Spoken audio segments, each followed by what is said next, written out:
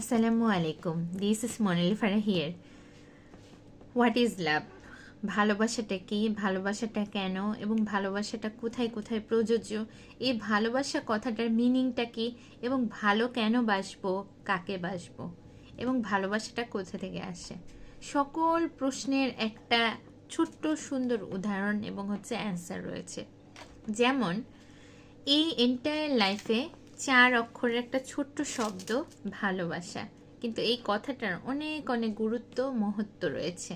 যেমন শেষ পর্যন্ত বা শেষ অবধি বা এই এন্টায়ার লাইফে যেটা বোঝা যায়, আমরা ভালোবাসা পাওয়ার জন্য যদি আমাদের কাউকে ইমপ্রেস করতে হয় বা তার জন্য কিছু করতে হয়, যেমন আমি কারোর জন্য ভালোবাসা পাবো, আমার এটা করতে হবে, আমার ওটা করতে হবে, তাহলে সে আমাকে ভালোবাসবে, সে আমাকে ভালো জানবে বা ভালোবাসবে, এইটা কিন্তু আপনার ক্ষতির লক্ষণ। তো সেই পারপাস থেকে আপনার কারোর জন্য, কারোর কাছে ভালোবাসা পাওয়ার জন্য আপনাকে কিছু করার দরকার নেই বা প্রয়োজন নেই।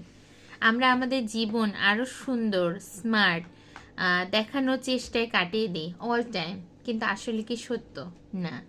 কারণ কি, আমরা অন্যকে খুশি করতে করতে নিজেকেই বুঝি না।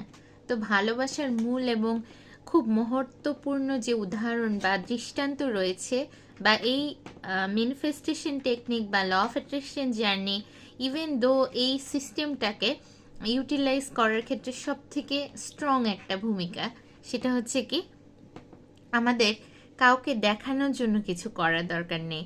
আমাদের কাউকে বোঝানোর জন্য যে আমি তোমাকে ভালোবাসি তাই তোমার জন্য এটা করছি ওটা করছি, এটা দরকার নেই।